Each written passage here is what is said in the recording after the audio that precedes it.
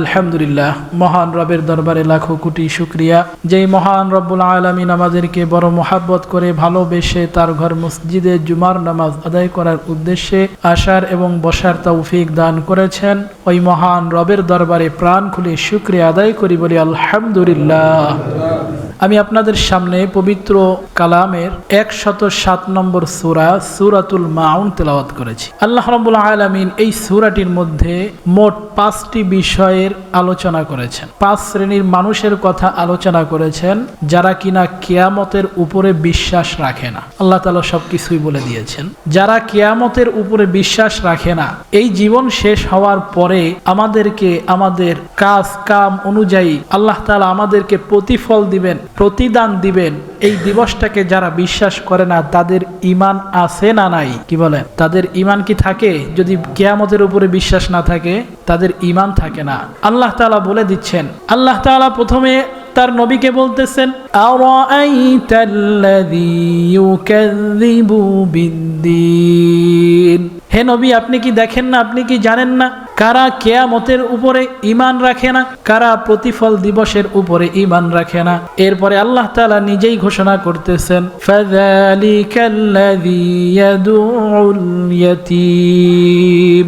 যারা কিনা এতিমকে ঘাড় ধাক্কা দেয়, তারা কিয়ামতের উপরে ঈমান রাখে না।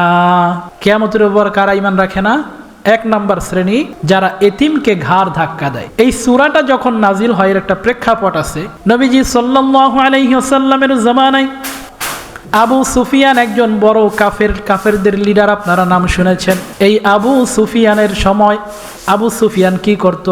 সপ্তাহে অথবা মাসে মাসে একটা করে উট জবাই করে মক্কার বিভিন্ন নামি দামি লোকদেরকে দাওয়াত করে তারপরে খাওয়াতো।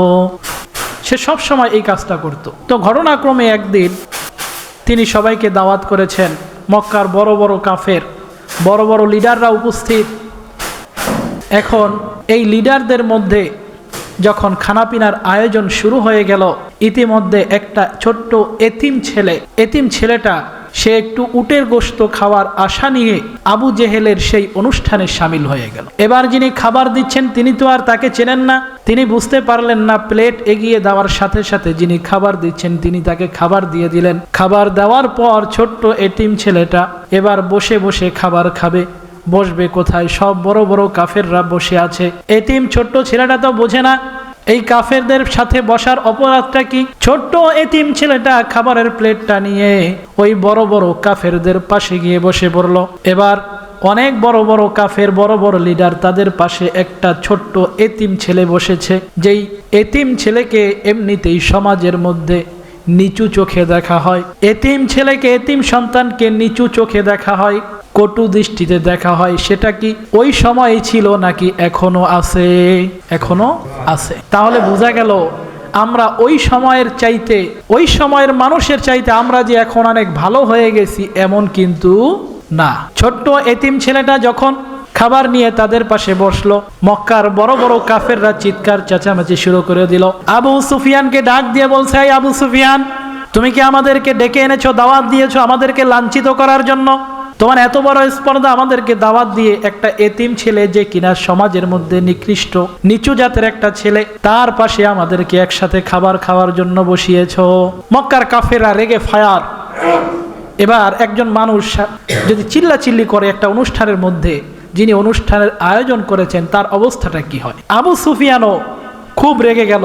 এবার সে আর সহ্য করতে পারলো না। রাগে ক্ষোভে সে গিয়ে সেই এতিম ছেলেটার হাত থেকে খাবারের প্লেটটাকে টান দিয়ে ছুঁড়ে ফেলে দিল। বলেন না নাউজুবিল্লাহ। শুধু তাই নয়, খাবারের প্লেটটা যদি ফেলে দিয়ে এই পর্যন্ত ক্ষান্ত থাকতো তাহলেও মানা যেত।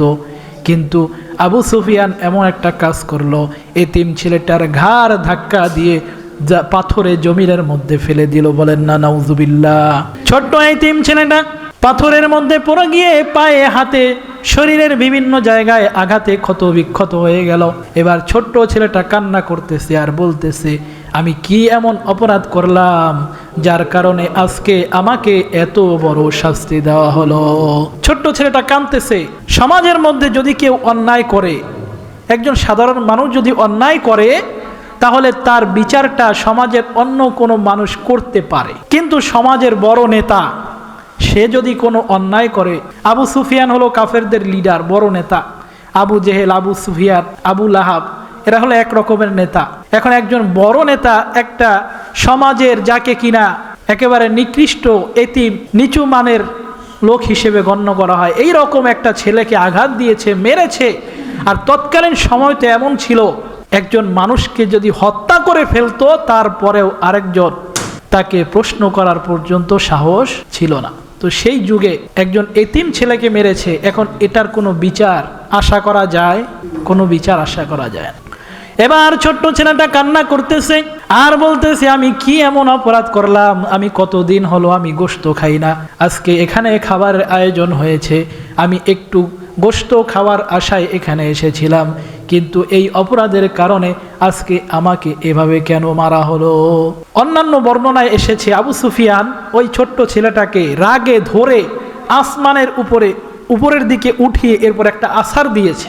বলেন না নাউজুবিল্লাহ, এরকম বর্ণনাও পাওয়া যায়। তো এক কথায় বোঝা যায় যে সে এমনভাবে তাকে প্রহার করেছে, মেরেছে, সে শরীরটা ক্ষতবিক্ষত হয়ে গেছে। এবার সেই ছোট্ট ছেলেটা কান্না করতেছে আর আস্তে আস্তে রাস্তা দিয়ে এগিয়ে যাচ্ছে। আল্লাহর নবীর এক সাহাবী ছোট্ট ছেলেটাকে জিজ্ঞাসা করলো, এই ছেলে তুমি কেন কাঁদো? তোমার কান্নার কারণ কি? তোমাকে কে মেরেছে আমাকে বলো।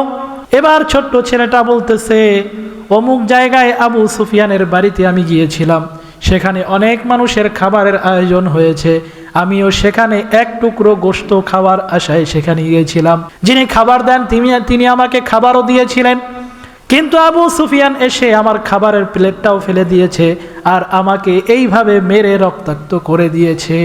এবার সাহাবী তার দরদ উতলিয়ে উঠল। কিন্তু যতই দরদ হোক না কেন, তখন তো মুসলমানদের অবস্থান এতটা শক্তিশালী ছিল না, আবু সুফিয়ানের বিরুদ্ধে দাঁড়াবে এই রকম সাহস ছিল না, এই রকম অবস্থান ছিল না।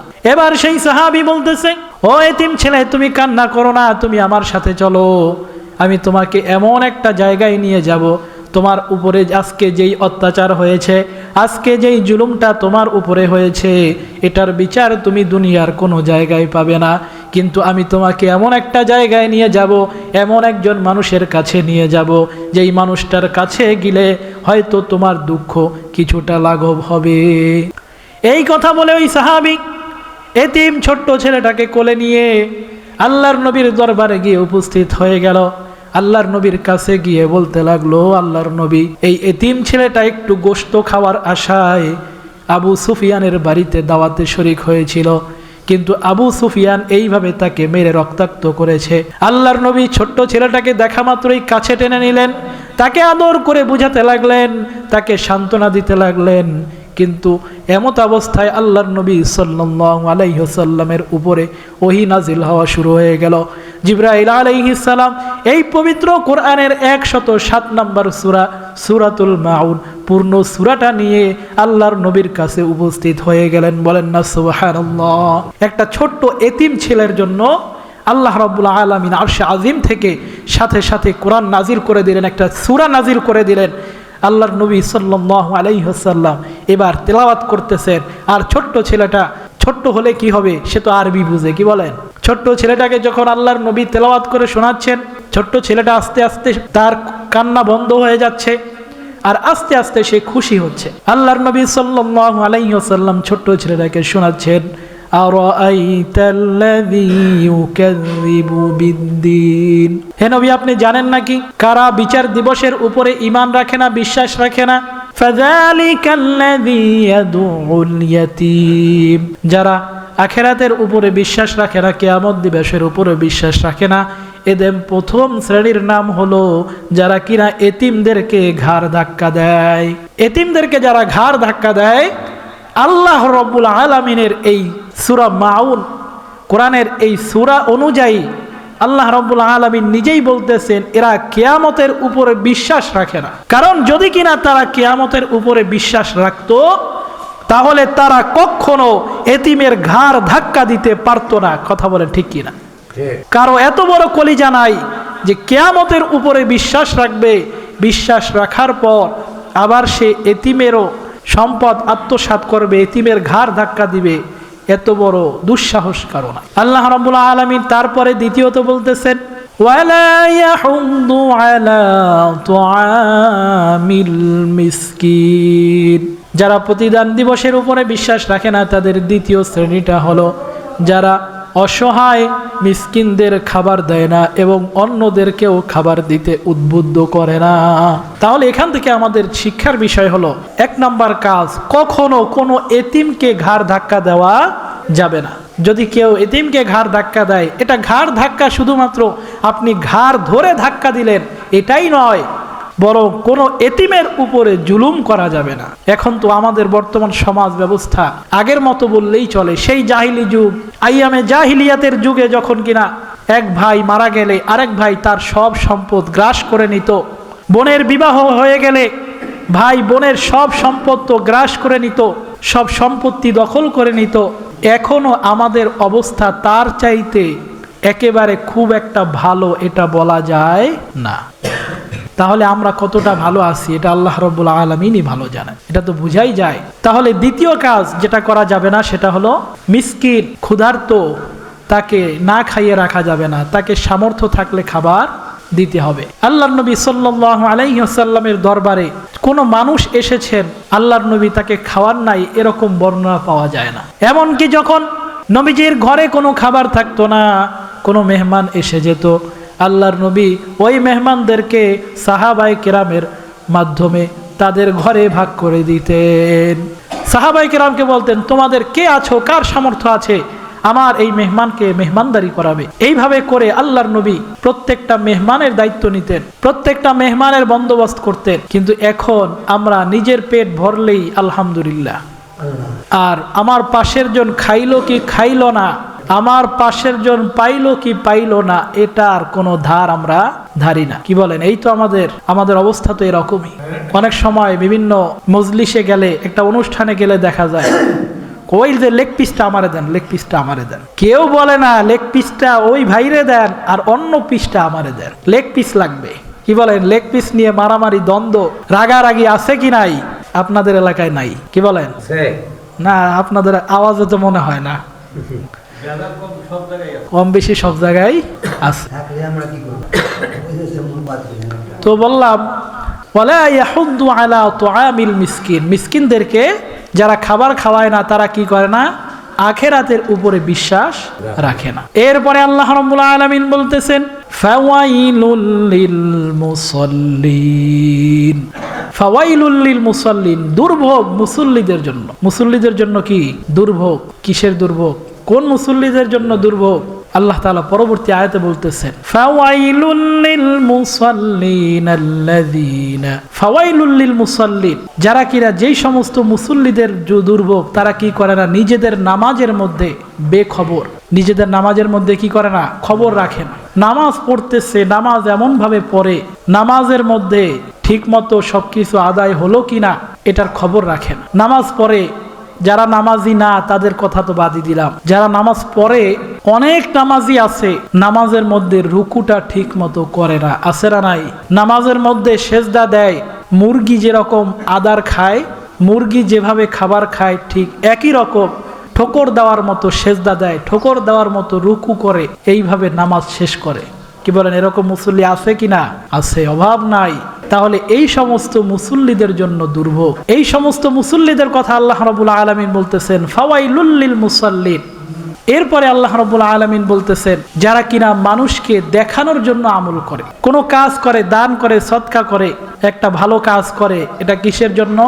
মানুষকে দেখানোর জন্য। আল্লাযীনা হুম ইউরাউন, ইউরাউন, তারা দেখানোর জন্য আমল করে, মানুষকে দেখানোর জন্য যারা কিনা আমল করবে আল্লাহ রাব্বুল আলামিন কাল কিয়ামতের ময়দানে তাদেরকে কোনো প্রতিদান দিবেন না। কাল কিয়ামতের ময়দানে আল্লাহ রাব্বুল আলামিনের অনেক বান্দা দাঁড়িয়ে যাবে, আল্লাহ দুনিয়াতে তো অনেক কাজ করেছিলাম, অনেক আমল করেছিলাম, আমি তো অনেক টাকা দান করেছিলাম, অনেক নামাজ পড়েছি, সমাজের মানুষগুলো আমাকে পাক্কা মুসল্লি হিসাবে জানতো, কিন্তু আল্লাহ রাব্বুল আলামিন বলবেন তুমি তো সেটার প্রতিদান দুনিয়াতেই পেয়ে গিয়েছো, তোমার প্রতিদান তুমি দুনিয়াতে পেয়েছো, আজকে তুমি আমার কাছে কিছুই পাবে না। তোমার প্রতিদান, তোমার ইচ্ছা ছিল তুমি নামাজ পড়বে আর দুনিয়ার মানুষগুলো তোমাকে নামাজি বলবে। তোমার নিয়ত ছিল মানুষকে দেখানোর উদ্দেশ্য, আমার কোনো উদ্দেশ্য তোমার অন্তরের মধ্যে ছিল না।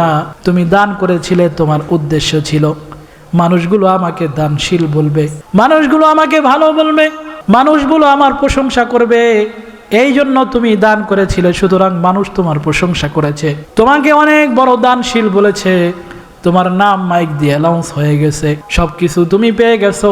সুতরাং আজকে তুমি আমার কাছে কিছুই পাবে না। বলেন না নাউজুবিল্লাহ।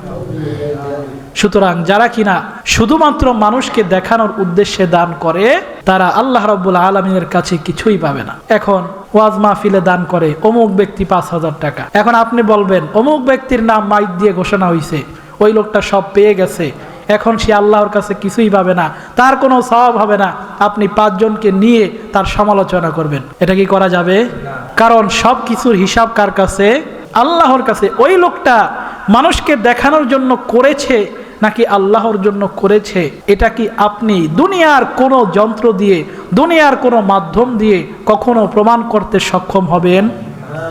হয়তো আপনার আচার আচরণে বোঝা যেতে পারে, আপনি লোকটার বাহ্যিক দিক দিয়ে থেকে তাকে দেখে আপনি বিচার করতে পারেন, আপনি বলতে পারেন যে ওই লোকটা দুনিয়ায় মানুষকে দেখানোর জন্যই দান করছে, আপনার মনে হতে পারে, কিন্তু তার ফায়সালা হবে আল্লাহর কাছে। এই জন্য আমাদেরকে খুব সাবধান থাকতে হবে। আল্লাহ তাআলা এটাও যেরকম বলেছেন, আল্লাযীনা হুম ইউরাউন, যারা মানুষকে দেখানোর জন্য আমল করবে, যারা মানুষকে দেখানোর জন্য নামাজ পড়বে, যারা মানুষকে দেখানোর জন্য যে কোনো নেক কাজ করবে, তার প্রতিদান সে পাবে না। এটাও যেমন ঠিক, আবার ঠিক তদ্রূপভাবে কোন মানুষটা কিভাবে নেক আমল করলো, তার নেক আমলটা আল্লাহকে দেখানোর জন্য নাকি মানুষকে দেখানোর জন্য, এটা বোঝার জন্য দ্বিতীয় কোনো পদ্ধতি আল্লাহ তাআলা রাখেন নাই। সুতরাং এটার ফয়সালা হবে আল্লাহর পক্ষ থেকে। দুনিয়ার সমাজের কোনো মানুষের এই কোনো এখতিয়ার নাই, তার কোনো অংশ নাই, তার কোনো ক্ষমতা নাই, সে বলবে যে অমুক মানুষটা মানুষকে দান করার জন্য, দেখানোর জন্য দান করেছে, দেখো ওই যে দেখো দেখানোর জন্য দিচ্ছে, মাহফিলের মধ্যে দান করছে। মাইকে অ্যানাউন্স করা এটা খারাপ কিছু না। আপনার নামটা মাইকে বলল, আপনি মাহফিলে টাকা দিলেন, আপনি মসজিদে দান করলেন, আপনার নামটা মাইকে বলল, এটা খারাপ কিছু না। এটার দ্বারা আপনি 500 টাকা দিলেন, আপনার নামটা যখন ঘোষণা হয়ে যাবে, আপনার মতো একই লেভেলের একটা লোক, আপনি বেতন পান 20,000 টাকা, আরেকটা লোক বেতন পায় 15,000 টাকা, ওই লোকটা চিন্তা করবে আমার ভাই যেহেতু 500 টাকা দিয়ে ফেলেছে, তাহলে আমারও দেওয়া দরকার। তাহলে আপনার এই অ্যালাউন্স হওয়ার দ্বারা ওই লোকটা আরও 500 টাকার জায়গায় 500 টাকা দিতে পারে বা 1000 টাকাও দিতে পারে। আপনার এই দেওয়ার কারণে, অ্যালাউন্স হওয়ার কারণে ওই লোকটা যখন আরও বেশি দান করলো অথবা যা কিছুই দান করলো কিনা, আপনার কারণে যেহেতু উদ্বুদ্ধ হলো, এর সমপরিমাণ সওয়াব আপনিও পেয়ে যাবেন। বলেন না সুবহানাল্লাহ। সুতরাং মাইকে অ্যালাউন্স হওয়া এটা আমরা খারাপভাবে নেব না। আমরা অনেক সময় মানুষের বাহ্যিক দিক থেকে, বাহ্যিক দিক দেখে আমরা বিচার করে ফেলি, আমরা বলেই ফেলি অমুক মানুষটা বেঈমান হয়ে গেছে, তার ঈমান চলে গেছে, অমুক মানুষটা এইরকম, অমুক মানুষটা এইরকম।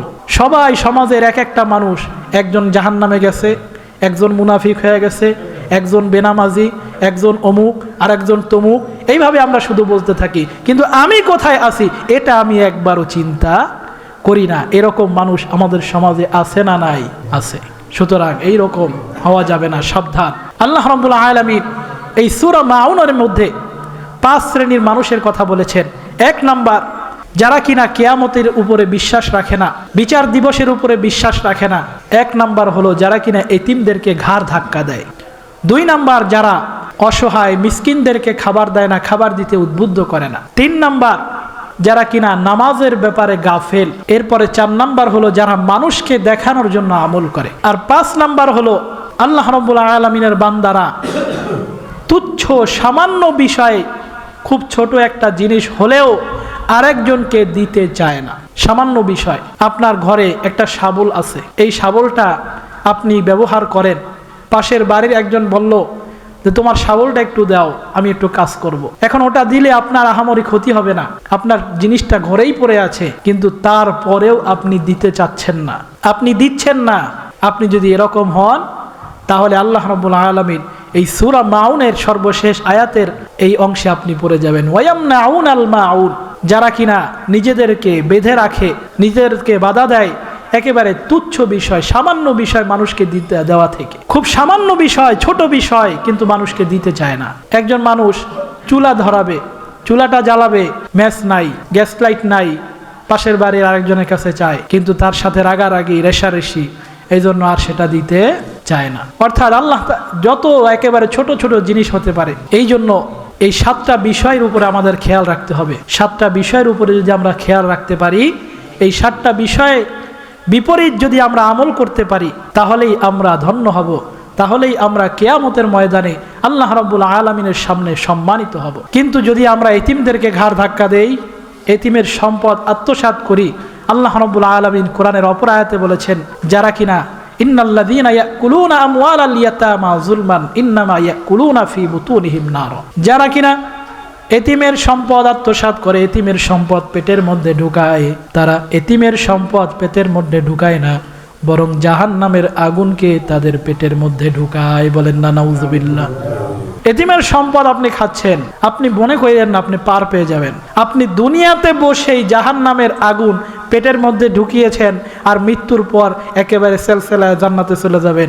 এত সহজ জান্নাত না। সুতরাং নিজেদেরকে সব সময় সতর্ক থাকতে হবে। আল্লাহ রাব্বুল আলামিন যেগুলো আদেশ করেছেন সেগুলো মানতে হবে, যেগুলো নিষেধ করেছেন সেগুলো থেকে বিরত থাকতে হবে। আল্লাহ তাআলা আমাদের সকলকে বুঝার তৌফিক দান করুন। 2টা ঘোষণা। 1 নম্বর ঘোষণা হলো, আগামী শুক্রবার 26 তারিখ, আগামী শুক্রবার আমাদের গোকুলনগর ঈদগাহ মাঠে যে নতুন মসজিদ হয়েছে, এই মসজিদ উদ্বোধন হবে। সেখানে আপনারা সবাই আমন্ত্রিত, যাবেন। সেখানে নামাজের পরপর যাবেন, সেখানে দোয়ায় শরীক হবেন ইনশাআল্লাহ, মসজিদ উদ্বোধনে শামিল থাকবেন। এবং দ্বিতীয় ঘোষণা হলো, আগামীকাল শনিবার আমাদের গোকুলনগর ঈদগাহ মাহফিল, আপনারা সবাই সেখানে যাবেন ইনশাআল্লাহ। এবং আগামীকাল আরও একটা প্রোগ্রাম আছে সিন্দুরিয়া মাদ্রাসায়, সেখানেও কারি আহমদ বিন ইউসুফ, একজন বড় কারি, নামটা আহমদ বিন ইউসুফ সাহেব অথবা অন্য কোনো বড় কারি, আন্তর্জাতিক কারি আসবেন, সেখানেও প্রোগ্রাম। 2টার দাওয়াতি আপনাদের কাছে পৌঁছাইলাম, আপনারা যেখানে যার সুযোগ হয় আপনারা যাবেন ইনশাআল্লাহ। ওয়া মা আলাইনা ইল্লাল বালাগ, যাদের সুন্নাত বাকি আছে সুন্নাত আদায় করে নিন।